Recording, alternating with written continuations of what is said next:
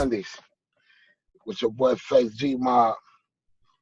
Today we're gonna talk to some young gentlemen who's entrepreneurs, business starters, financial advisors, um, in different fields. I think during this time, during the coronavirus, COVID-19 is a good time that if you ever wanted to start your own business or step out there on your own, this the perfect time to do it and start, either going to school or reading up or finding what avenue you want to take to get to that. So I figure while everybody's sitting here chilling on our ass, you know what I mean? Put some knowledge out there, something that somebody can use and put themselves in a better place after this than they was before this. So we're going to introduce them one by one. My first guest, his name is Dewan. He's a financial advisor. I'm going to let him get more into it. We're going to talk to him, see how he got into that field, and check him out. So, Cuz, what's good? Nothing much, man. Nothing much. I just want to, see and pick your brain a little bit and, hopefully give somebody some knowledge they didn't know. So what is it, let's start off with it. What do you do? Oh, so, well, I do a couple things that's kind of rolled into one because they all kind of tie in together. Essentially, PGA Consultants, we're a business consulting firm with an emphasis on taxes, bookkeeping. We also deal with some financial services as well and within the wealth management space. So that's our primary focus. Yeah, we try to help folks protect, grow, and acquire. PGA, protect, grow, and acquire. That's what we do, baby. All right. So what made you, first off, be an entrepreneur? And second, what made you go into that field? Okay, well, that's a good question. What made me be an entrepreneur? I think, culturally, we kind of always cultivated that spirit, if you will, to some degree or another. We born and raised on the west side of Chicago. You kind of, take a liking to earning an honest buck or two, if you will. So over time, just cultivating that, it just leads to other endeavors or what have you. And what made me jump into finance specifically is I actually minored in this in school. And I used to try to teach financial literacy. And it wasn't going well. People would lie to me. And I'm like, I had a mortgage brokering business at the time, and I was trying to help people get homes, things of that nature. And, I was like, well, if I had access to the real information, I could be a lot more impactful. But I found that people weren't being honest with me initially. So I said, well, let me put a spin on this. And, so with the taxes, I got into taxes. And, I took the idea that, hey, if I get access to the paperwork, now I can softly position little things like, hey, are you thinking about a 401k? Do you want to send your kids to college? There's the saving plans we could kind of put you in, things along those lines, right? And, it's received a little bit better in that fashion because, they're coming to me to do their taxes, so I get access to all the information. So it just resonated a lot better with the, with my customer base anyway. Oh, that's what's up. So look, we got a couple more fellas in. I'm gonna introduce them in, and then I'm gonna ask all y'all some questions. You know what I mean? Next guy I want to bring in, his name is Al. He's in the production industry. We do a lot of producing and directing. We're gonna bring him up in here. Doing good. Now, what is it exactly that you do? Man, I don't do nothing for real, man. I do a little something here now, man. Now, I'm a filmmaker, man. I'm a director, producer, first AD, photographer, editor. I'm just a filmmaker all around, so I'm a creative. All right, so what made you decide, like, hey, I'm going to risk it, bet it all on me, and I'm going to go over here and do this? Well, the first thing about me, I'm like, I slick got ADD. You know what I'm saying? So I couldn't do a 9 to 5, So about 10 years ago, I just said, I gotta go. I was making some decent money, man. You know, I made like 90 grand or whatever. So I was like, but I wasn't happy. You know what I'm saying? So I said, I got to do my own thing, man. So I started my own production company. You know, I've done about 20 films so far. I had a film on BET last year, and it was it's been good ever since, man. So actually, Marquis is a good friend of mine. We've done some work together. I actually started filming with her actually, about 10, 11 years ago, man. It's been pretty much up ever since. I ain't gonna be mad at you because I didn't get an audition call. We'll talk about that later. Hey, I told her to tell you to hit me up, man. I was like, "What my boy at, man? What you doing?" And then she told me, "Hey, I said I couldn't afford you. I found out I couldn't afford you, bro." What? Oh, man, I'm a 2-piece spicy and a blunt. That's all it takes, ain't it? Man, don't dare. Oh, for myself, I did I did the marijuana business, had a dispensary delivery service, dabble in production. For me, I'm just not no don't get me wrong, pockets go flat, I'll punch in that clock if I need to be. But that's just not me. It was never like oh no, I always had a leader boss mentality, and like I like betting on myself. You know what I mean? I love the fact of where I'm at in life. I can't blame nobody but my goddamn self, good or bad. Mm-hmm. Good or bad, it's all on me. Now, as being an entrepreneur, starting your own company, and we can start with you, DeJuan. What was some of the hardest hurdle? Wait, first, if what you're doing now is actually your first company. You know what I mean? Because most entrepreneurs, we tried a couple different ways. Yeah, definitely. No, this isn't my first rodeo. I've been in this one the longest. But I've definitely wore many hats. So what your question was though? What your question, Face? My question was, what was some of the hardest hurdles as being an entrepreneur, you know, to get into where the business is like, okay, it's making me something. I'm doing the right way, like getting it there. Yeah. So it's maintaining the discipline, man, of doing it day in, day out. When you're not yielding the results, that you deem, and success is relative to each his own, right? So everyone's level of success isn't necessarily the same. So, whatever you deem successful, having that discipline and just maintaining it and being consistent and making sure that you still have a level of professionalism, customer service, education, all of those parameters that have to go in, to make you a true partner with someone, because essentially that's what I look at myself as. I'm a partner to each and every customer, business entity, etc. that I engage with, and it's a commitment. So, when you're not yielding the results, man, it can be a little frustrating. It's definitely draining on the pocketbook as well, but to your point, that's why I have other things going on also. So that way I can sustain in a manner where, the financial hurdles didn't add additional stress and anxiety. So that's what it was for me. All right, we're going to bring in our last guest today. His name Everett. He's into real estate, and he's also got a car lot. He do the car thing.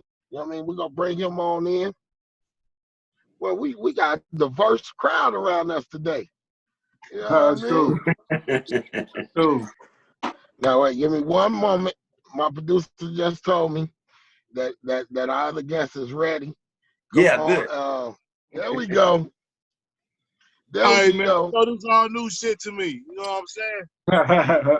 Only thing I watch on this phone is porn. Thank you for joining us. You know what I mean? I want you to go ahead and explain to the people what you do and how you got into it and, why you do it. Okay, that's what's up. Well, first and foremost, I'd like to say thanks for the invite. You know, been a long time coming.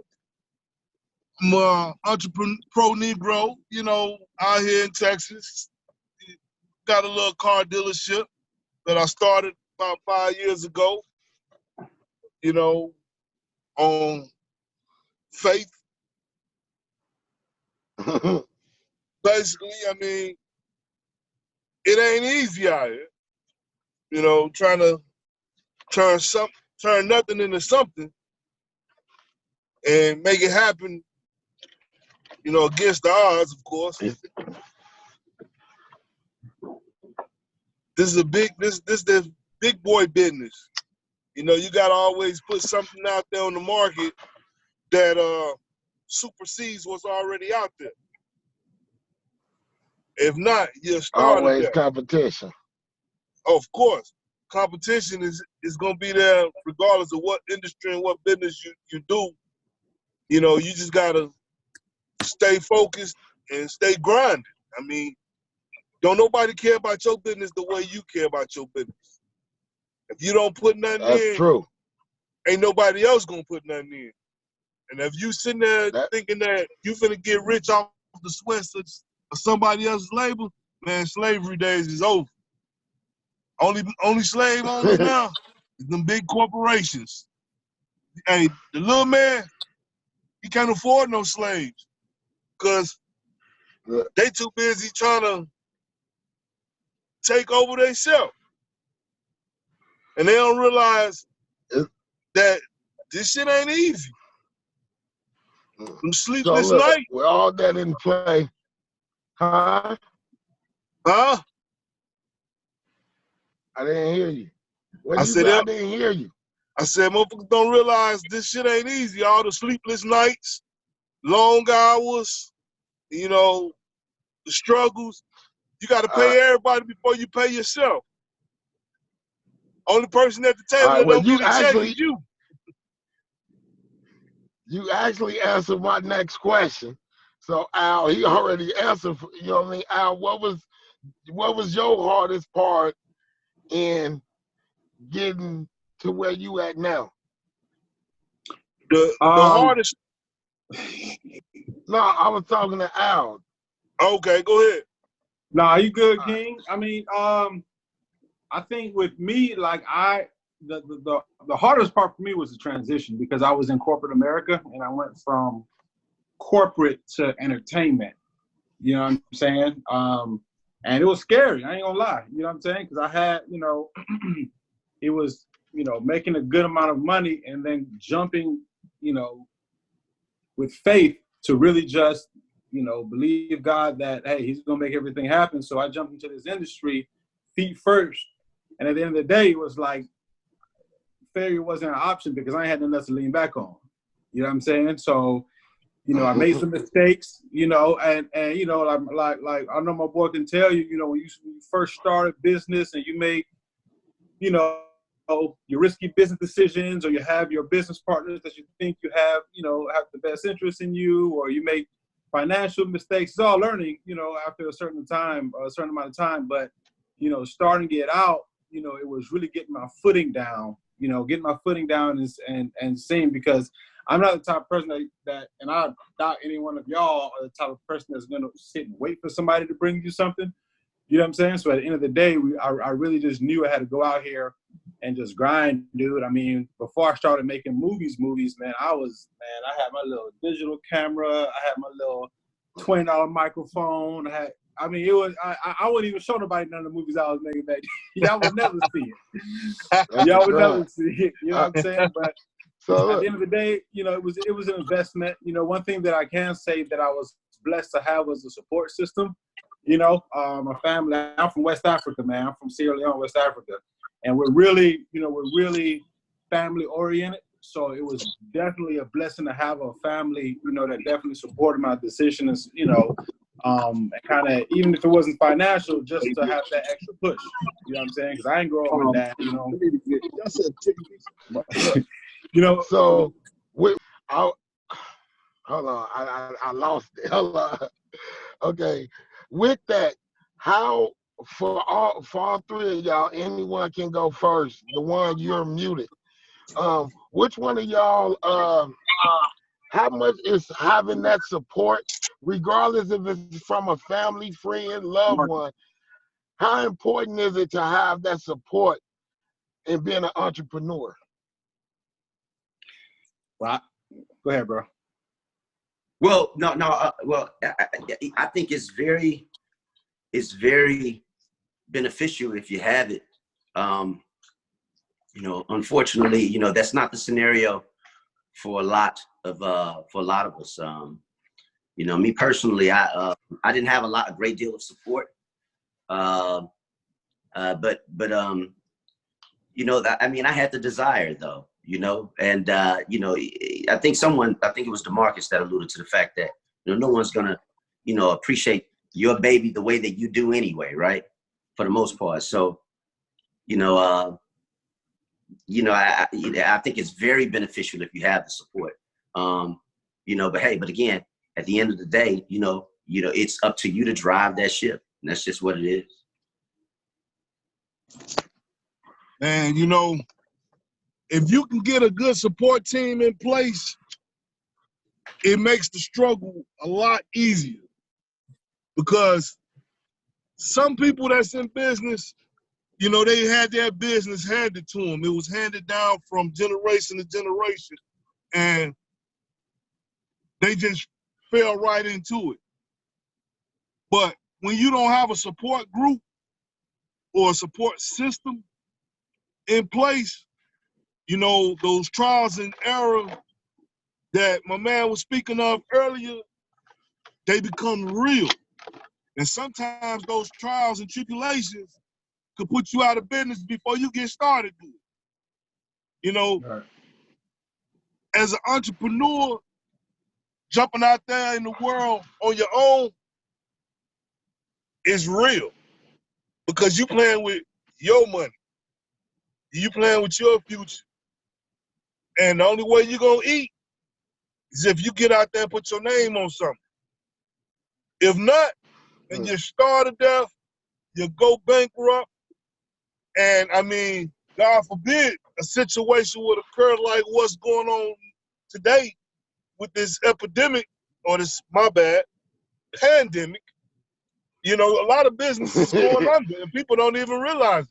You know, the Chinese buffet that I love to patronize, hey, all that food that they had, you know, for the buffet, they had to get rid of it.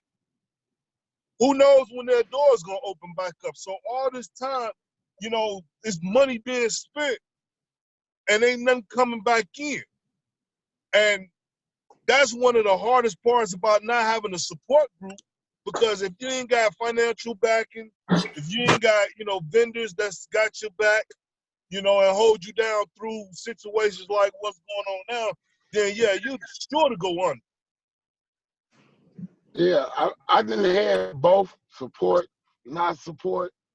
What I done found, the worst support is people that think they support, but they don't. I can give you an example. You know what I mean? Look, I'll give you an example. Hey, you know what? Hold on, I don't mean right? to cut you off, but I had a mug tell me, oh, I'm doing charity work. I said, nigga, it ain't no charity work if you cutting the check. Right. Look, I'm telling you, man. They was like, yeah, I'm gonna hold you down. So I was selling CDs. He was like, yeah, man, give me a couple, and I'm gonna bump it through the hood. I said, how about you support me and buy one, and then bump it through the hood? Oh no, man. You know what I mean? I'm like, it's like I'm gonna support going to a black-owned business, but I'm gonna ask for the hookup. You know what I mean? Like, hey, I'm gonna go to you, but can I get it this much cheaper? Like, dude, that's not really supporting my business. Because you was finna go pay full price and I already gave you a cut. You know what I mean? We already gave it to you. What's up, Tate? I already gave it to you for a discount, and you still want another one. You know what I Hey, mean? you didn't You talk don't about go me, to are you? Walmart, look at the prices, and go to the counter and negotiate. You know what I'm saying? Hey, I know it said $5.29, but let your boy get it for the $4.50. Hey, no, I go You, to Walmart and they say you don't do that. $5.29. I'll put it in my pocket. All right, stop it. But I'm just saying, like, don't get me wrong. You got to show that love to your customers too, because I want you to stop dealing with them. But it's just because we're both black, dog. You shouldn't go cheaper with me. You should show me more love. You know what I mean? Like I should I, get a bigger tip because I, I done I, gave you a little extra. It, you know. Yeah, hey, you know what? I agree with that 100%. When it comes to business, me personally, I don't mind giving the deals to the point where, you know, I feel like, you know, I'm helping my people or my customers, but I ain't gonna cut my throat to do it. Now, Yeah, it don't hurt me. the Hey, if same. I make You $10 got off to. you, I made $10. I ain't lost nothing. It's all to the game. And that's where some people go wrong, that they looking for the maximum return on their investment, when sometimes you gotta slow roll it, you know, and take it easy. And then once Yeah. everything started to grow, then, you know, you can start looking for a bigger return on your initial investment, you know, because just as well as you selling the product to your customer, if your customer is an actual salesman or distributor or whatever themselves, you know, quite naturally, they got to get their product for decent price in order to give their customers a decent price, in order to get an abundance of customers to, you know, push out who their customers are already going to. All right. So look, Al, I got a. You said you did about 20 movies, right? Yeah. Is it harder finding the funding for the movie, actually finding the crew and somebody that gonna help your vision come together? Like what is and has it changed? Well, early finding the money was the hardest, but now getting the talent is like what was that transition for, during production?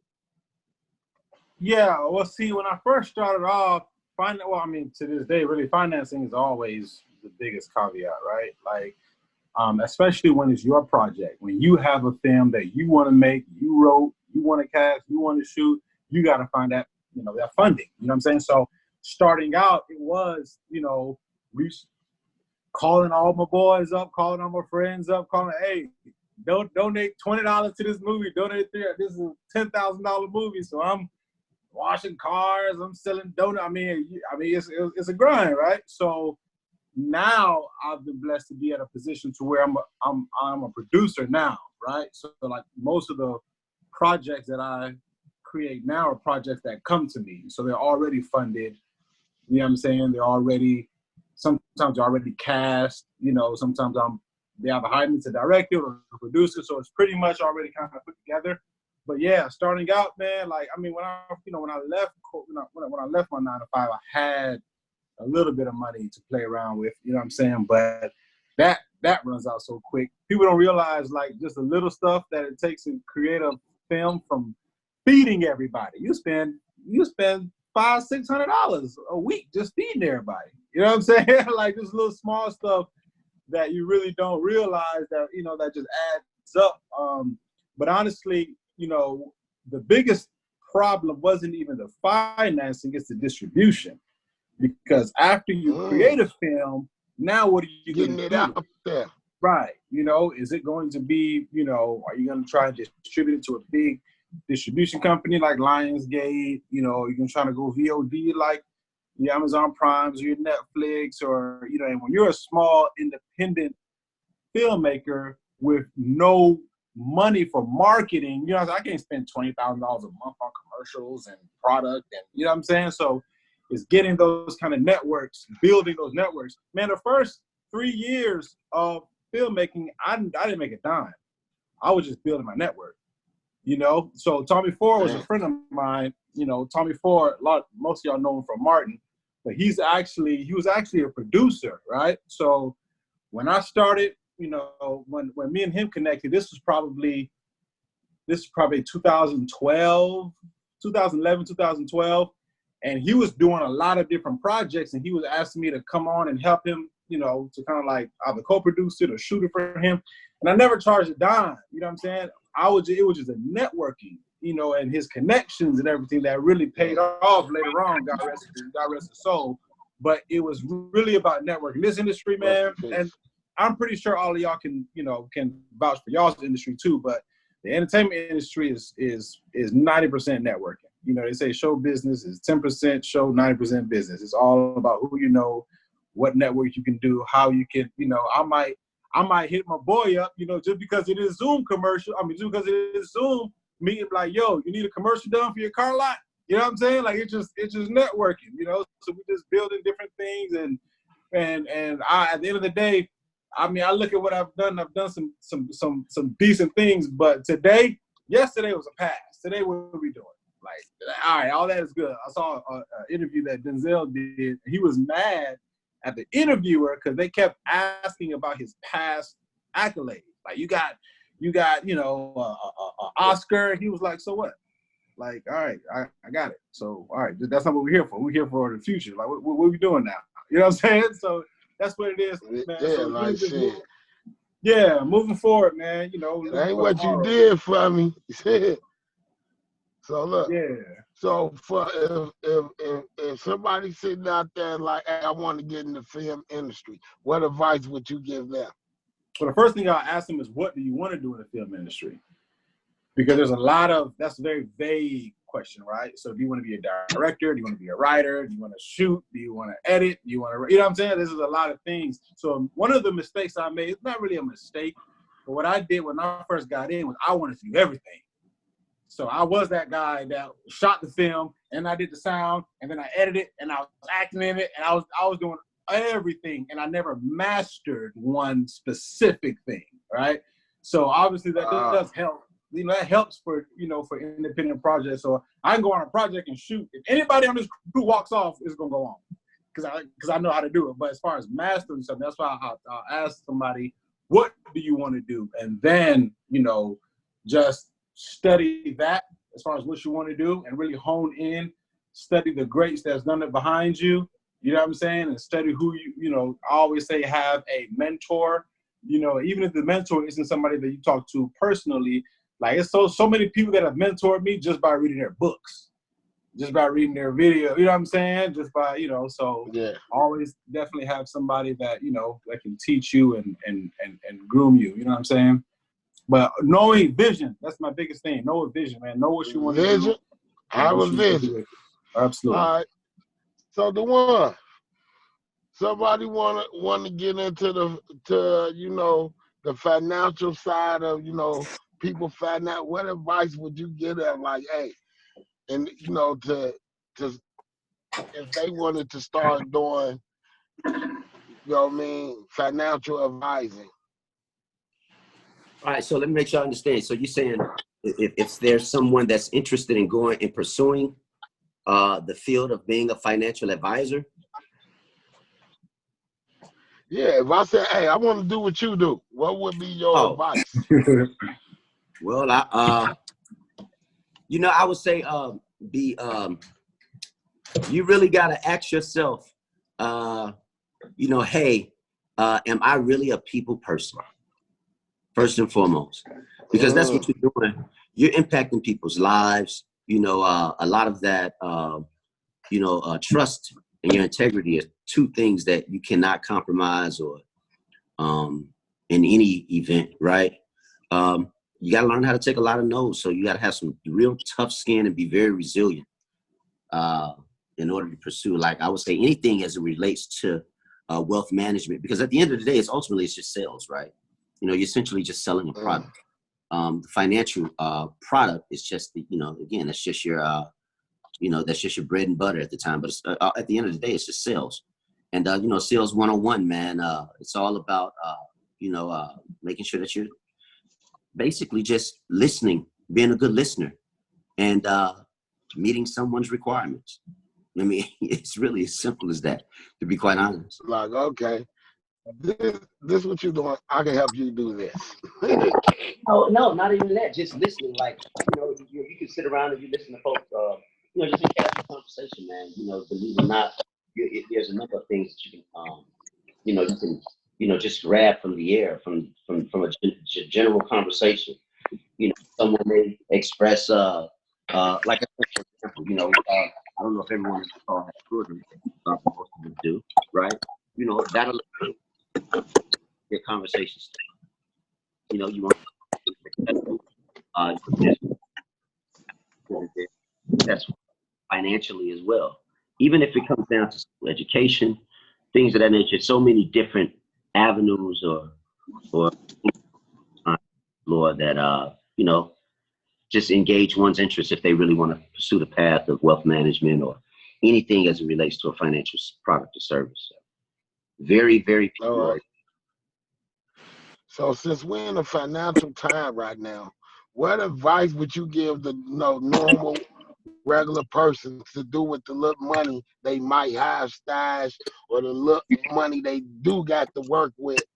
You got any advice like, hey, you should take this money and do this with it? Yeah, I do, but just give me a call, right? All right. All right. Hey, when we get done, we gonna go ahead and plug your phone number and everything. He said, yeah, give me a call. All right. So DeMarcus, if somebody say, you know what, I want to go into the car business, what advice would you give them? Give me your money.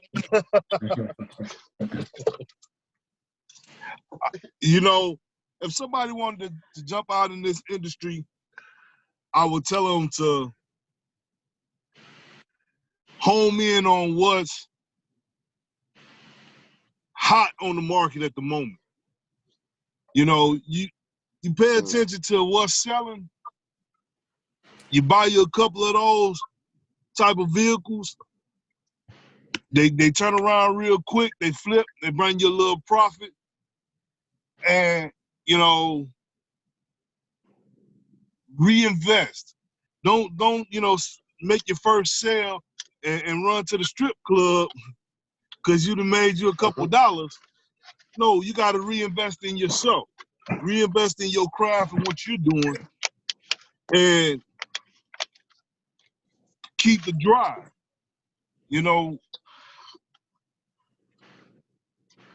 It's easy to go belly up because you made a couple dollars and you wanted to go party.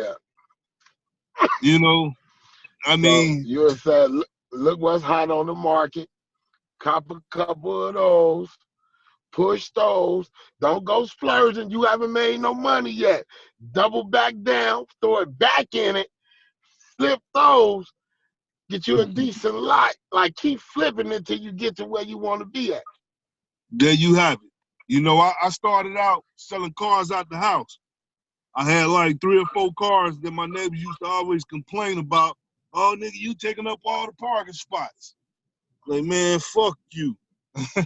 And then eventually, after I sold those, I bought a couple of more. And I had a friend of mine, pull my coattail to a lot that was open. And at first, I felt like, man, I didn't want to get in over my head and, drown out here.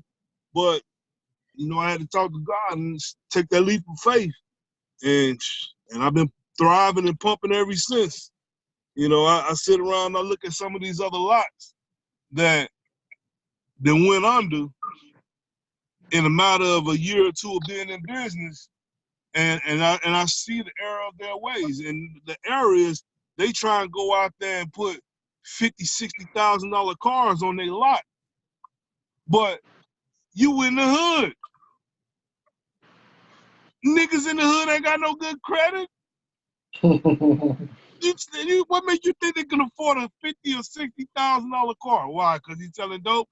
Yeah, but what happened when he go to jail? He stopped paying. So pay attention to your market. You know, if you in the hood, get you some hood rides. You know, some old slabs, some, You say get you a hood ride. you know what I mean? Some shit like that. Crown Vics, you know, old police cars. Niggas used to police cars.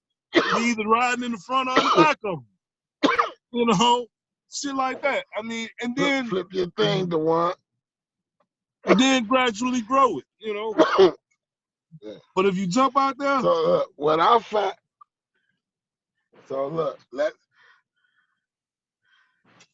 get to the nitty gritty though, right?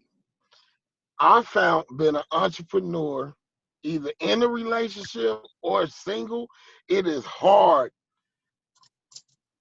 on that relationship. If I'm single, it's hard to get into a relationship. And if I'm in a relationship, it's hard on that relationship. You know what I mean? On my end. You know what I mean? And anybody can answer first. Like, have y'all found it take a certain type of woman? You know what I mean? You had to find her.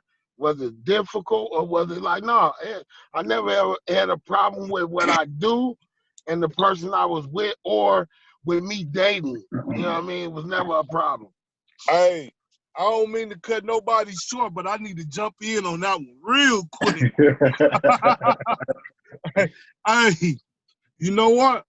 Wise man told me a long time ago, said, you never go broke chasing money, but you go broke chasing women. That's the realest thing he could ever say. Because if you in a relationship with somebody that don't understand your vision or your dream, they're not a part of your team. They there just to reap the benefits and the rewards of your struggles. And when they're not seeing it come quick enough, they out the door. You know, those late nights, they pay off in the end. But again, everybody not prepared to accept, you know, the consequences of getting rich. You don't get rich overnight unless you win the lottery, you know. So their hard work and dedication, that's because that's something that you want. If it ain't what she want, here comes Jody at your door. About to stick a little bit more. You know, so what about y'all other fellas, man? Y'all found it hard? Somebody just said, Al, go ahead, do your thing, Al. So my thing is, honestly, bro, I ain't gonna lie. I'm engaged right now. You know what I'm saying? I'm getting married in October. But my congratulations. Appreciate it, man. My last two females, they've all been in the industry. You say what? Oh, so my last two, exes, and kind of my ex now, but my last two exes, they were in the industry, right? So that kind of made it a lot easier, because in this industry, I can't really speak for y'all, but in this industry, in the entertainment industry, it's a monster out here, dude. You know what I'm saying? So being in a relationship while in this industry, you really need someone, in my opinion, I'm just speaking about what works for me. In my opinion, I need someone that not only supports me with what I do, but understands the industry, right? So, for example, if, you know, my producer friend can call me right now and say, yo, we got a overnight shoot, you know, that we just booked tonight. So I got to tell my girl, yo, I know it's 9 o'clock at night, but I got to shoot to shoot overnight. You know what I'm saying? Most women be like, nigga, you sit your ass down right here. That's where you gonna shoot at. You know what I'm saying? But, you know, I got a girl that's very understanding, you know, and communication, you know, I've never, you know, I've been stupid. You know what I'm saying? Like, I'm a dude, I'm a guy. I've been stupid. I've done stupid things. I've disappointed. I really have, you know. But now, like with my girl now, she's a dancer. She actually owns a dance studio in Norcross. So she's somewhat in the industry. In fact, she was actually one of the dancers that came on for the TI video that I was doing. And so she gets the industry. She understands the industry, number one. She supports me as a creative, you know what I'm saying? And our communication is out the roof. I think that's where a lot of things lie is that communication, because if I can't have an open communication with you, if we can't talk openly and just have a grown adult conversation about what's going on, like she's a teacher by trade. Her 9 to 5 is a teacher. So every month or whenever she gets paid, she's going to get a check. She knows exactly when she's going to get a check, how much it's going to be, when it's going to hit. Entrepreneurs, we got to go out here and grind and scrape ground for her. You know what I'm saying? So it's like, yo, this ain't nothing that I need you to push back on. Like, I need to go out here and grind until I can't, you know? So I've been blessed, you know what I'm saying? Really, just to answer your question, you know, and I'm just going to speak about this relationship that I'm in right now, is she really is a dope chick, man, you know, and she supports me, but I also communicate with her. And I think a lot of times, a lot of women, when it comes to y'all go act like y'all didn't see me drop my phone and shit. That shit was funny as hell. I think when it comes to certain things about relationship and industries is giving your woman or your woman giving you security, right?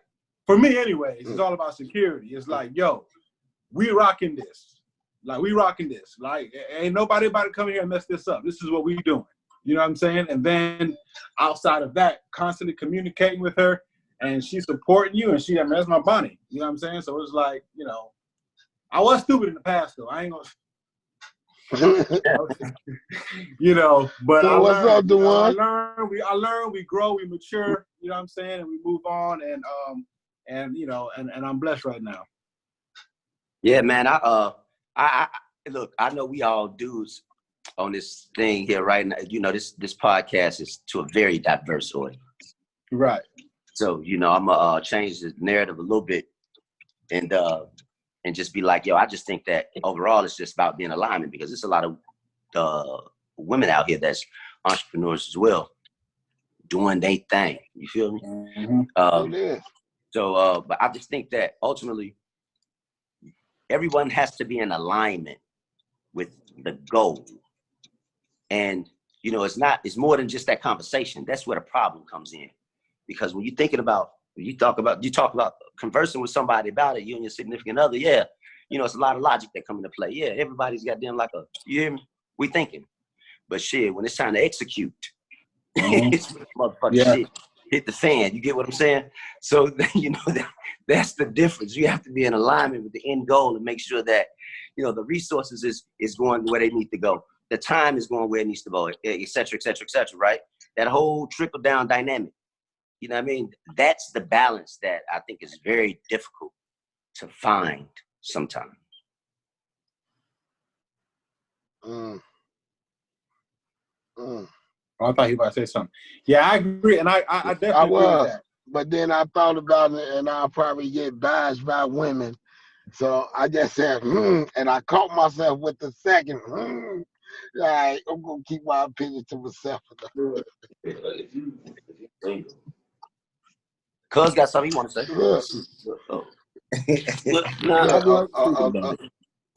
I think if you're single, you take the stages of the work you have to put in. Wait, did that nigga just change into a whole nother motherfucker? God damn, what's up? I'm trying to slide in there real quick. Yeah, man. Hey, you know I'm here, man. What's going on? But there you go. If you take the grind and the whole focus and time you need to apply to your goal and stages, right? Then you have to apply those same stages to how you seek out your relationships and your personal side. Like if you start out single, it's a little bit easier because you can approach the women that's around you in your life and apply that stage to that relationship that you are currently in and progressing towards in your business goals. Then it's easier. But if you already in a relationship before you pursue your goals, you'll have to be on the same page. If that happens, then the chances of y'all surviving your grind together increases. But if you're single, then, I mean, your focus should be, I think your focus should be towards what you're trying to achieve. And then the women come along with that. Women are everywhere, and they're at every stage. So you don't lose out if you're single and if you pursue it the right way. But when you meet those women in those stages, you meet the women in those stages, then you have to let them know where you at.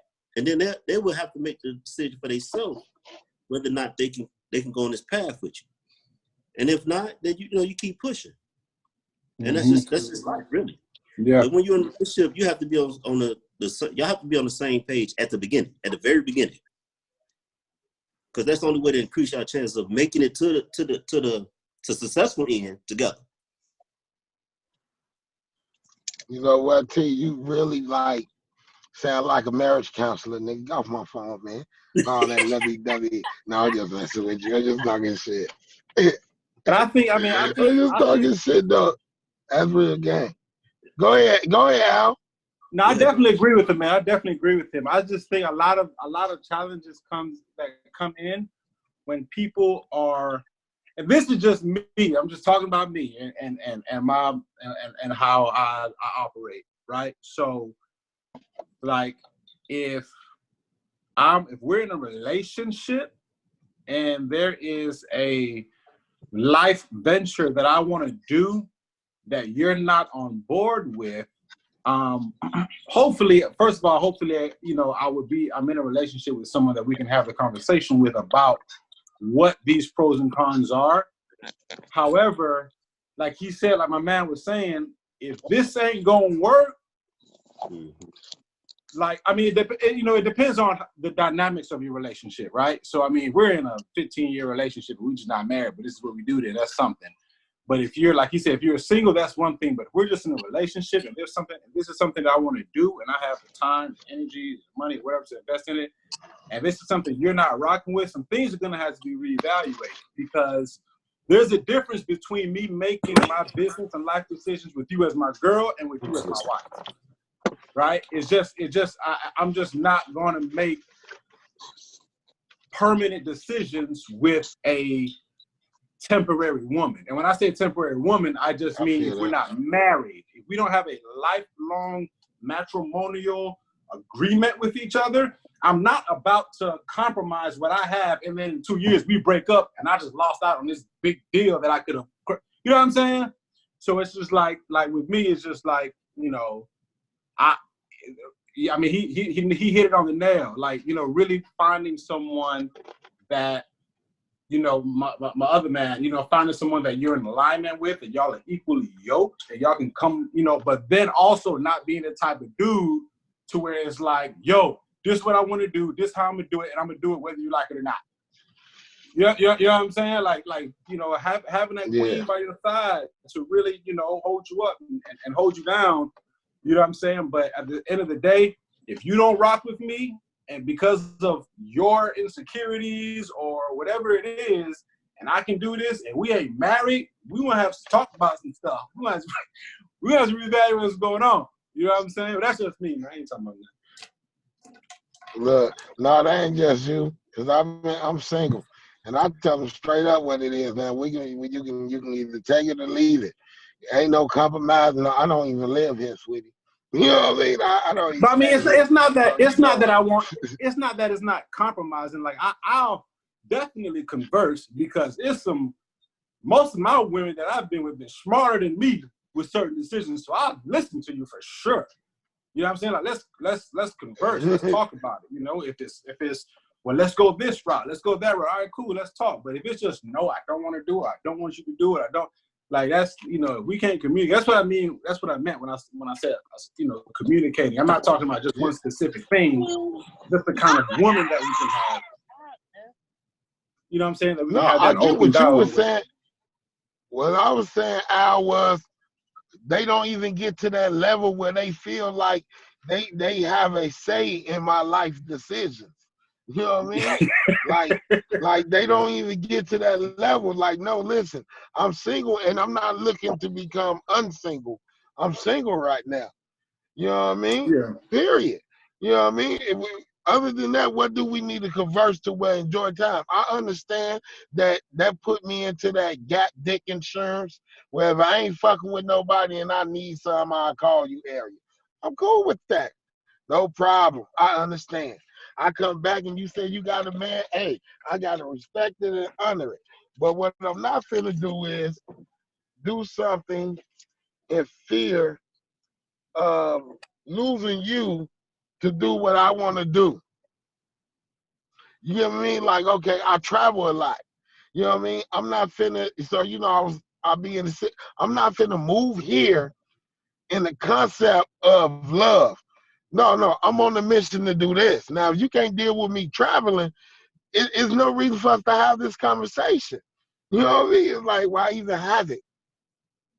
Because I'm not moving here. And even if you live where I'm live at, I'm not staying here. You know what I mean? I travel. That's I consult. That's how I make my money. I'm not finna stop doing, and I do production. If you call me and say, hey, I got something for you, can you fly over here? I'm gone. And we could be laying in the bed. I'm gonna get out the bed. Like you said, I'm out of here. You know what I mean? Hey, I'm gonna call you when I land type shit. So if you're not even nowhere near that, then why even have that conversation? You're going to complicate things. And that's just why I'm single. Because Well, I'm not ready yet. I think a lot of that just deals with being open with what y'all's intentions are when you first start talking in the first place. You know what I'm saying? Because it's where it gets cloudy is if you're a guy, like you said, you're good with being single and you want to stay single, but you're talking to a woman that wants something long term or wants a relationship. You know what I'm saying? And you lying to him. Right. I think that's where, guys be lying. we be lying. Yeah, baby, I can see you as my wife one day. Baby, woo woo. I don't lie. I don't lie to him. Why? I haven't invested nothing with you. Why should I lie to you? I'm gonna tell you the truth. You know what I mean? Fellas, hey, it's been real. But today my son's birthday, so I gotta reach back at y'all next Monday. Tell me happy birthday. Hold on. Plug your car lot right quick.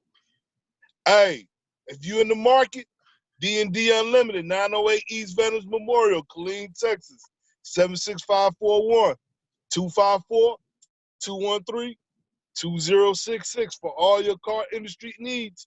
I'll let your boy. Go. All right, there we go with it. There you go with it. But no, Al, I understand you. It's like, what I'm saying, like you found the lady that's kind of in the industry, right? So she gets it. But what I said, normal women that I run into that work a 9 to 5, they don't get it, and it sounds exciting. So in here they think yeah, until it become reality, until you get up and walk out the movie theater to take this call. You get what I mean? Mm-hmm. I know you didn't do that. You get what I mean? It's hard out here. You feel me? People think like, oh, yeah, I'm cool with that. I like that. Oh, I love an entrepreneur until they get an entrepreneur. You know what I mean? Until they get someone starting their own production company, somebody starting their own financial services. You know what I mean? And I think it takes a certain type of woman to be with that type of man. Because in retrospect, even though he might be working his ass off for you, a lot of them is going to feel like your work is more important than them. You get what I mean? Mm-hmm. It is.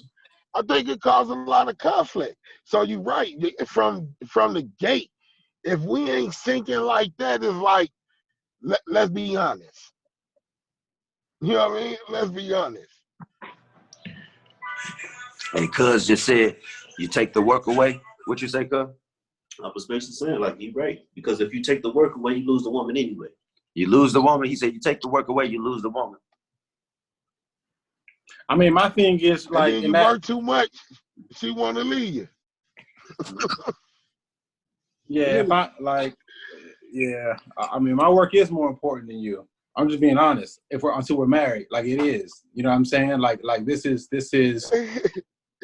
I'm building, you know what I'm saying? And so what it is going to be is I'm going to build. Yeah, I'm being honest.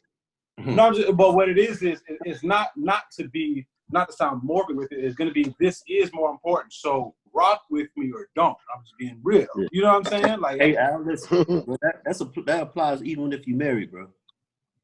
That applies. Believe it or not. And look, I'm a married man, and I tell everybody, if the reason you with the woman you with, whether you marry or whatever your relationship is, and it's love, then that's it. Then you already set up for failure. Because love is not. Love is not a reason to be with a woman. Now it motivates you to be with her, but that's not the reason. What's the reason? Just like a woman seek out security, whether it be financial or physical, right? Your woman is supposed to serve a purpose, and love is not the purpose. That's the motivation to seek out the other things, like the support we all discussed from the woman that we all look for. That's one of the purposes. That women succeed at that in a high level, and they also fail at that at a high level. You know what I'm saying? So whether you love that woman, if she's not supportive in the way she's supposed to be, then no matter how much you feel about her, she may not be the woman for you. Because at the end of the day, as an individual person, your life is the one you have to live, and you have to be happy.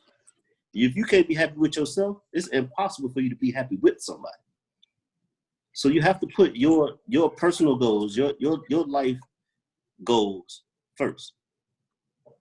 I just think that I'm coming from a compromising standpoint after marriage. I feel like, and obviously, yeah, I'm not married, so you do have a lot more experience than I'm married, and I do agree with you.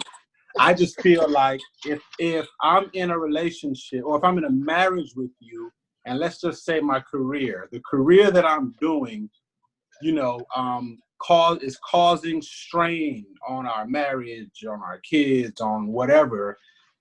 For me to reevaluate what I'm doing with my career for the betterment of my family, that is more of a probability than if I'm not married. So I'm not saying, I'm not saying if we're You say you would think married, about it, you would take it into consideration. No, I mean, I think, the compromises are going to exist, but they shouldn't exist to a point of a hindrance. Yeah. If it becomes a hindrance, then, and divorces exist all the time, and I'm not suggesting that to anyone, but the reason divorces exist is because after marriage, you find out that the woman is not the one for you life. You make a decision to get married today. People make mistakes all the time, bro. And of course you got to compromise. You got to give your all to make that succeed, just like you do in other areas of life. But the compromises shouldn't be to the level of hindrance. You're still supposed to reach your goals. You're supposed to still help her reach her personal goals. You know what I'm saying? And if you're both is thinking that same way, then the compromise is going to exist, but they're not going to become hindrance to you reaching your goal and she reaching her goals. You understand? So, the compromise is going to exist. You can't get away from that. I just think the compromises come because of it. Like that's why there's a compromise, right? So it's like if something, like we're compromising because obviously I'm not agreeing with something, you're not agreeing with something, so it's compromise to see what we can do mutually to allow us to be, what I'm saying, in agreement with something, whatever it may be. I mean, it could be from finances to kids to whatever. Well, I think the compromises may come where it's more like how you achieving your goals, not so much what goals you try to achieve. You understand? That's when the problem exists. If it's a problem on what you're pursuing, then that's the extreme issue. That's not going to be resolved. But if it's what if, and I'm just throwing an example out here. Like, what if, for example, what you're doing, let's take my man who's a car salesman, right? And I'm just throwing something out on the wall. Like, let's say he's a car salesman and he's been failing at it. Financially, it's just not been working, right? And it's just, they had to do a second mortgage to save a bit. Like, it's just not in his. And the wife is like, yo, if we don't do something, we're going to lose everything. And he's saying, no, this is my passion. This is what I want to do. But they literally are losing everything. So where does that compromise come in to where it's like, where he's like, okay, let me reevaluate. That's why I talk from a marital standpoint, because if you're not married, I'm not going to make this kind of decision with you. Right. If we're married and what I'm doing is literally to the point to where it's compromising our family, I think that the wife does have a stance in the relationship or in the marriage to say, yo, something has to happen, right? And without us being so, no, this is me, this is mine, it's gonna be me, whatever, until or we just ain't gonna survive. You know what I'm saying? Al, the scenario that you came up with, right? I actually existed through that exact scenario where I started my first business, and financially the burden was like overwhelming. Like, we were hurting at home. Yeah. And I didn't like I said, I didn't like redirect my goal.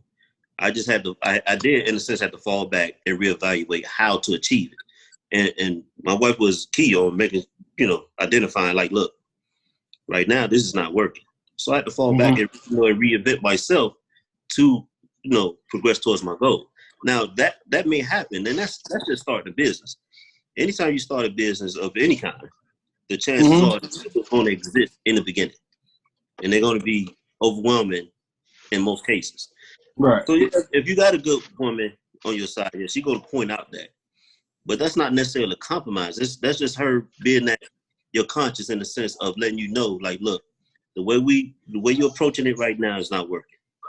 You have to fall back and re-stabilize ourselves, and then go for the goal again in a different way. Now that's the point of getting married. Right. The point of getting married, she go yin and yang. She got to pull you back just like you got to pull her back on other things. Because I already know, boy, I made more rational decisions when I was married than when I do that I'm single. You know what I mean? And afterwards, I'll be like, man, I don't know what the hell I was thinking. Like, what I was thinking. It ain't nobody there to tell me, like, hey, Face, that's a crazy ass idea, don't you think? You know what I mean? I smoke a blunt or two, I'll be like, ooh, I wonder. And I'm almost into some shit. I'm almost into some shit. I know it. You know what I mean? I know it. So, I mean, yeah, and I definitely. Go ahead. Go ahead. No, I'm saying it's definitely, if y'all linked already, you know her shit is coming from a good place. Like, you know what I mean? Like, okay, if your girl's a stripper and she know you don't like her stripping, so every time something happens, you telling her to quit, she know that's just because you don't like me stripping. You get what I mean? But if you really didn't care about her stripping and you like, look, if you gonna strip, you need to become marquee, travel and get that big check. When you give her advice that might go against that, she's more likely to listen to it because she know you getting her that advice from the heart and somebody that truly support her and want to see her get her goals versus somebody who, I really don't want you doing this shit. So I'm going, you know what I mean? You don't really listen to them too much. So if y'all link from the get-go, you already know her advice is not to hinder you. It's not for your goals not to happen. Just like, baby, stop, think, listen. And if she can't do that, if she gonna sit there quiet and watch me burn down the fucking house, I don't want to marry you. Somebody stop me from pouring gasoline, please. Yeah. You know what I mean? Because I'm going to see if I can burn up the house and walk out of it like Superman. Because I'm just wondering. You feel me? I need somebody like, baby, that's not a good idea. We're going to have nowhere to live. Damn, you right. So, you know, yeah, man. So you get a good one, boy. Lock them in. Absolutely. Absolutely. Yeah, and I definitely agree with you, D. Like it is, and that's where, like, you come from the kind of mindset that I would come from. I just think it's unfortunate for people who are in those kind of situations, and like they have that, let's say, business, and it's not failing, but in their mind is because it just hasn't been enough time yet. So they don't want to change. They just want to keep going. You know what I'm saying? And then that's where, because that was a compromise. Because if, like, when your wife comes to you and says, yo, this ain't working, let's do this. Us, especially as men with our pride, to say what I'm doing is failing and I have to change, that takes some humbling. It does. You know what I'm saying? And that's definitely that's humbling.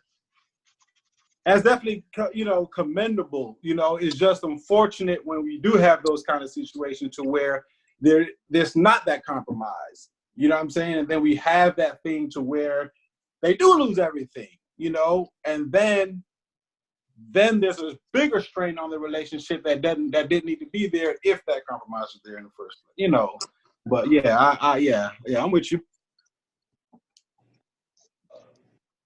All right, so look, I'm finna get into. I got 3 important questions. After these 3 questions, we're gonna go ahead and wrap it up. Now, y'all ready? Go ahead. Fake ass or fake titties? Hey, this serious, man. Hey, my girl got both of hers real, so that's my question. I'm good with it. Hey, you know what, bro? I'm go with Al on this one, man. I really believe all. Okay, all right, I got you. Erase first question. Ass or titties? Your wife already know. You know what I mean? That's what you can answer. You know what I mean? You said right now? I'm being real with the question. Ass or I'm an ass man. I prefer ass, but I love a sexy woman, and the sexy woman comes with confidence. You saying the sexy woman what now? A sexy woman is in her confidence. It's not her body; it's her confidence. Yeah. I'm and I really don't want to seem preachy, dude. Like I'm the same way. I've really never been a whole the lady. I mean, obviously as a man, we'll see it. You know what I'm saying? Yeah. But I'm even if we're talking physical, dude. Like I'm not talking about to make your woman. I'm talking about shit walk past you, what's jump out at you. That's all I was asking. I ain't saying marry the chick. And you single, right? You single, right? Yeah, I know. Hey, these questions not easy for him, right? Hey, we ain't.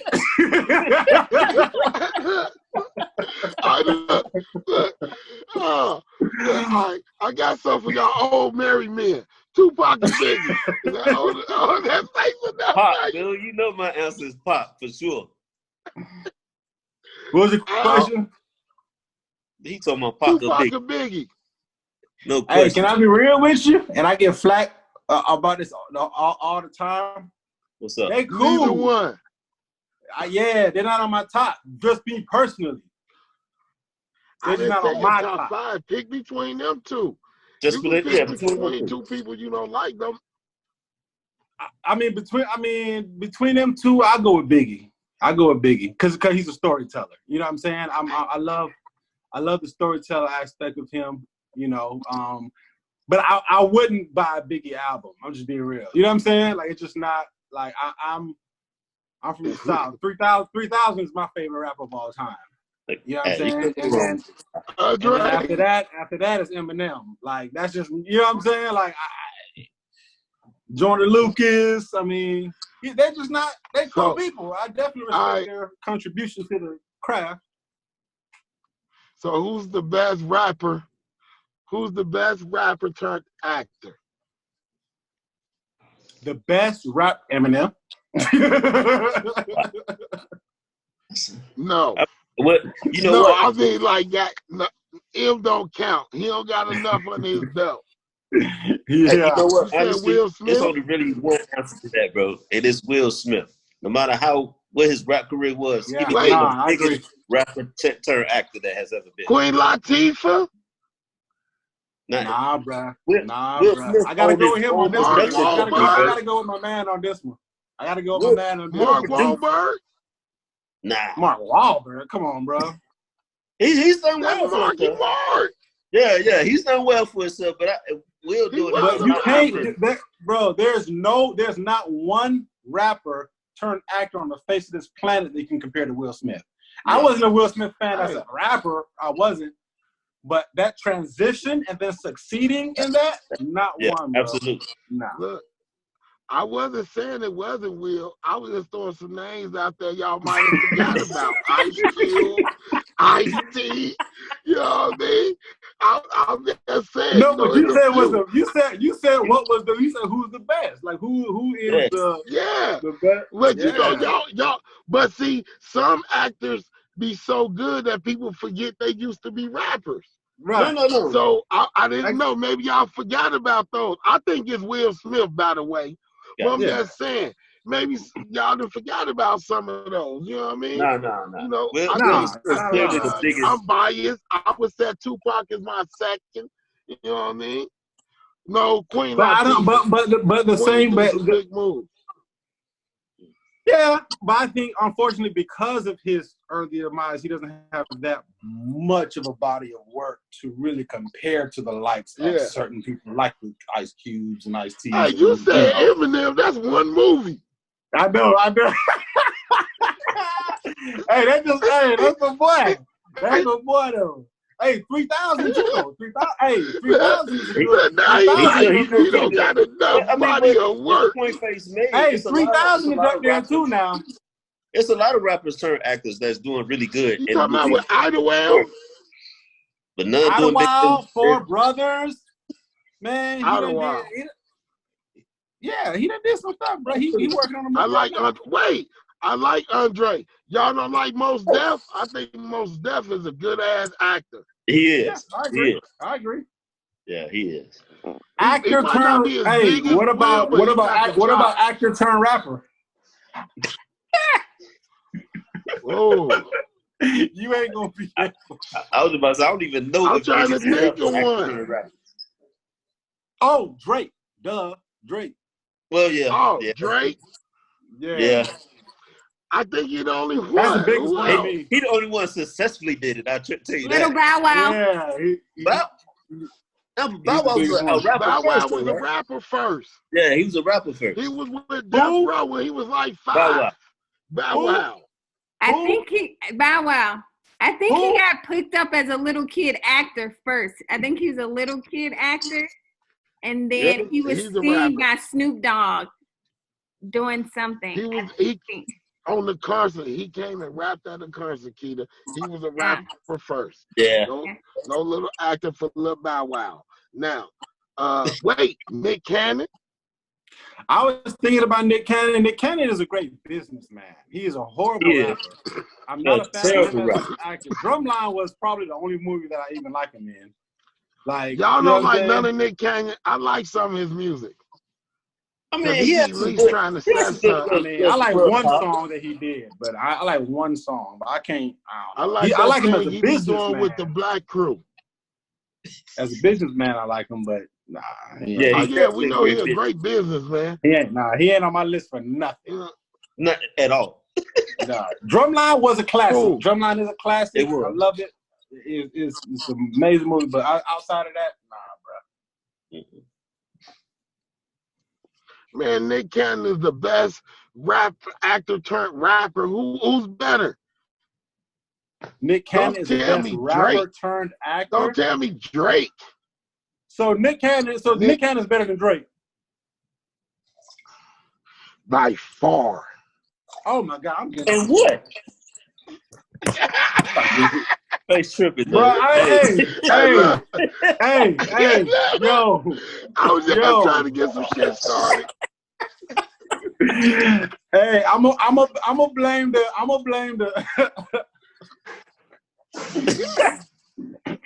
Face, I can't believe you said that on Bro, live. Drake is one of the greatest rappers of this generation right now, and I gotta say, yeah.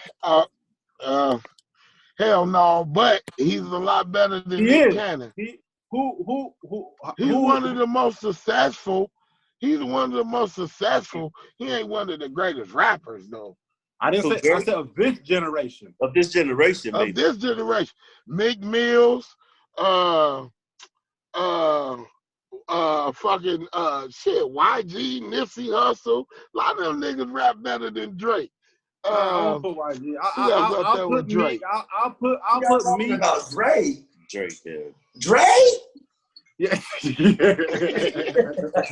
And look, I'm not even a Drake fan, but I mean, as far as this generation, I think he deserves. You got to give it to him, bro. Like you got. I'm not a Drake fan either. This but generation, I like him, though. He is the superstar. He's the man. Okay, Jay-Z was the man, but when he tried to rap against Nas, we saw what happened. Right. The greatest, just you're talking the man don't mean you're you the talking, best bro, rapper. You're talking lyricist. But even Drake is not really a lyricist. Drake has a body of work. He killed Mick Mills, though. You say what? He killed Mick Mills. He killed Meek. Okay. That's a battle rap. I mean, that's fine. I'm talking about, but he's not a lyricist, though. But he's not a lyricist, though. Like he's a rap. He's Drake could kill you singing. He considered himself a lyricist. He considered himself a lyricist. That's fine. Yeah, just because you consider yourself a lyricist. But look,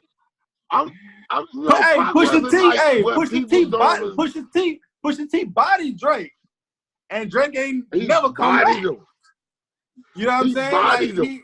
But I buy Drake, but I buy Drake album before I buy Pusha T album though. Hey, look, that's me. I bought the Pusha T album. I didn't buy the Drake's. I don't like Drake's music. I like Drake. I like him. I can't nod to his music. I don't like that energy. But you older though. You older. You know what I'm saying? Yeah, you know what? I chalk that up to me being older too. I can't listen to Drake. No, listen. Yeah, I ain't gonna lie. I bought his Scorpion album and I skipped through probably half of it. Like I just couldn't vibe with it. But the ones that were hitting, it was hitting. Like I vibe to it. Look, that dude, Baby. I like Baby shit. When I said it's the this. You talking about Lil Baby or Da Baby? Da Baby. Look, this is what Drake music remind me of, right? Like being at a big ass club in Vegas, lights everywhere, motherfuckers hella drunk. That's not it ain't that I'm old, it's just not my type of party. The Baby music remind me going to my auntie house and the block is kicking it. You know what I mean? When it's not an old thing. I can't agree with you on that. Drake music just sound like Drake music just sound international to me. It's just not my vibe. It's commercial. He's commercial. So it's not my vibe. But it's some young dudes that I do vibe with. Like I like that. That's the vibe I like to be in. I don't dance, first off. I don't dance, and I ain't really the super crunk nigga. So I don't need that vibe. I need this vibe. Yeah. But see, the thing about it, like with Drake, right? Like he is a commercial artist. But the Baby is cool, but 10% of all the Baby songs sound exactly alike. His flow, that's even a thing. He even says it in his rap. But that's every rapper this generation, dog. All their music sound the same. They don't have no diversity in their music. I think that's what I think. Drake is one of the most diverse rappers. Like a lot of his stuff is different. You know what I'm saying? He'll drop a song with Michael Jackson, and then he'll drop Kiki, Do You Love Me, and then he'll drop Hotline Bling, and then he'll drop. I mean, he's all over the place. You know what I'm saying? He's commercial, but he's for different crowds. The Baby is cool. I like the Baby. Drake is a great artist. Drake and I know is the hottest rapper out right now. Drake is that nigga. I understand that. But because you are that nigga, see, it's like this. This is what's so funny, right? The minute you don't like something that nobody else likes, it's cool. But the minute you don't like something that everybody else likes, you a hater. I just don't like his particular vibe. Hey, let me tell you something. You know what I mean? I'm not vouching for. I'm not saying putting Drake on a pedestal. I'm telling you that right now. He ain't one of my favorite rappers at all. I'm just saying of this generation, he's that man. You know what I'm saying? Oh yeah. I'm not a guy. I won't go to a Drake concert. I won't buy a ticket. Like I just won't. I'm just looking statistically and what's going on. Like you gotta give him his like he just is. I mean, he's really killing it? Billion streams. Like that means something. Look, nigga, you know who really killing it? Who, a female? Who really killing it? A female? Who came before Drake? Who was killing it before Drake? Male or female? Male. Who was killing it before Drake? Yeah. Who? And I don't even like this artist that much either. Lil Wayne. Oh yeah. I mean, Lil Wayne was that dude. Yeah. He was. Yeah. Man, so look, wait, that's not who killing it. Baby is killing it. Because both of you niggas on Cash Money. He been killing it. He been killing it for years. Baby's killing it financially. He's killing it absolutely. Yeah, that's what I'm saying. Yeah. That boy that ate on Lil Wayne, Nicki Minaj, Drake. He's like, who's next? Who's next? And T.I. had a chance to sign Drake. Did you know that? Yeah. Yeah. T.I. said he did. Yeah, yeah. T.I. that dude, though. Yeah, that's my boy, man. I like T.I. though. That's another good businessman. I really like T.I. You know what I mean? I think the most underrated rapper that is looked at as a top rapper, but they don't give him his props is Ludacris, though. Ludacris is right. I ain't gonna say he's the most underrated. The most underrated rapper to me is Jordan Lucas. Oh no, Jordan! I thought everybody knew Jordan Lucas was that thing. I mean, he is, but he ain't hit it.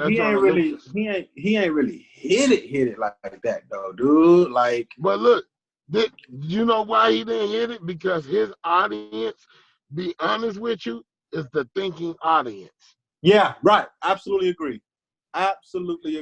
That's why he could sell out a stadium, and if you only go to clubs, you like how he sell out. Well, the motherfuckers who ain't at the club, that's at home doing homework, thinking, living real life, they went to that concert. Yeah. You get what I mean? Yeah. So it's sneaky. Like J. Cole and went platinum with and people like, how the fuck did he go platinum? That's my dude, you know J. Cole. That's my dude there. Yeah, hey, because his image is not popular. And it's such a pushback from popular music that motherfuckers look for that real artist that don't have to have naked women in the videos, that ain't out there, that's just trying to feed them. Right. And it's a movement that you don't see because it's not on TV, it's not on Snap, it's not the popping thing. But when the record sales drop and when the tickets go on sale, it's like Trump supporters. You're like, where the fuck they all come from?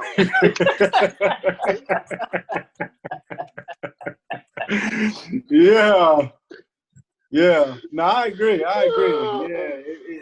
I mean, he's probably one of the best lyricists out right now. Period, dude. Like he's just a problem right now. But yeah, you're right. He's not commercial. He's not commercial like that. You know what I'm saying? He's no. He doing. If you like it, cool, pop it. But I'm not gonna do something that I know you gonna like and pop. No, do me. No, do me. And you gotta respect it. Because there's a million motherfuckers just like me. So check this out. I don't mean to snatch the question from you as the host, but this is a long time question that I've asked for years. And I mean, it's about the culture, but it's not about music. Fresh Prince or Martin? Wow. Ooh. That was Martin for me. Ooh. I like them both, like highly, but Martin would be one of my favorite all-time shows. Yeah. Yeah. What about you? It's painful as me to say because I'm on a cuff. Because I would say younger, probably Fresh Prince because I got the jokes. 1 or 2 years of growing up, Martin, I got it. So I would have to lean towards Martin. I have to lean towards Martin. You know what I mean? But Fresh Prince was the shit. But Martin was culturally the shit. Yeah. See, I was a Fresh Prince fan because I'm pretty sure I'm younger than both of y'all. But that's what it was. Like, I grew up. I mean, Fresh Prince, I'm 10, 11 years old. You know what I'm saying? So, like, but now, like you said, Martin comes on now. I was like, yo, I'm still hollering. And there's no, I don't care what nobody say, there's no show out right now that can match any of it. Like, and I don't know what it is. Like, I don't know what, I had this conversation a while ago. Like, why don't they have all these sitcoms that come out as just garbage, dude? Like, wait, you know why? Hold on. Al, I got that answer for you, right? Because to make a show that's good like Martin, a company would have to actually take a chance on making a show about real shit. It's so much Me Too, or and so much sensitivity. It's so much sensitivity that you really gotta grab your balls and say, but you know what? These real conversations people be having. This is what really goes on in this world, and we gonna laugh about it versus shoot somebody in the face. But most companies don't want to take it because they don't want the backlash. So it's like, oh, I like that, but it's a little too ranchy. We gonna go over here. You know what I mean? Yeah. So check it. There's a show on Netflix called Black AF. You got Did the y'all internet. seen that? I didn't see it yet, but I've seen the advertisement for it. Black AF.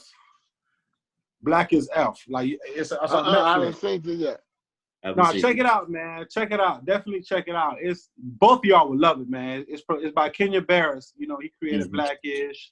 You know, America's Next Top Model. It's a really culturally appropriate, culturally positive show for us. Like, it's funny too. It's really funny. I haven't gotten through all of it, but it's cool. Y'all should definitely check it out. I'll definitely vouch for that. But yeah, TV, television just ain't the same, man. You know, it's not, man. It's like this. That's what I liked about y'all saw the David Chappelle special, right? Yeah. Oh yeah. The Mark Twain special. Okay. The Mark Twain special. Look. Now see, look. Now we get into real men's talk. Look, let me tell you something. People confuse equality and fairness. Yeah. You feel me? And because they confuse the two, they be wanting some of both, but you can't be fair and get equal. And you can't have equalness with fairness all the time. You gotta pick one. You know what I mean? I tell them, if you got 2 kids and one needs glasses, one needs shoes, equality is buying them both shoes. Like I was saying, I had that little glitch. If one kid needs shoes and the other one needs glasses, you know what I mean? Equal is getting them both shoes. Fairness is getting the one who needs glasses, and the one who needs shoes. There's a difference between fair and equal. And motherfuckers be trying to have them both. You know what I mean? Like they want to be treated equally, but when they do, they say it's unfair. Like take David Chappelle, like I was saying. He talked about everybody, but if he talked about the I don't know all the initials, but the gay community is like, wait, he could talk about the black people, the Jewish people, the straight people, the slow people, but when he talk about y'all saying, oh, that's not fair. But you want to be equal.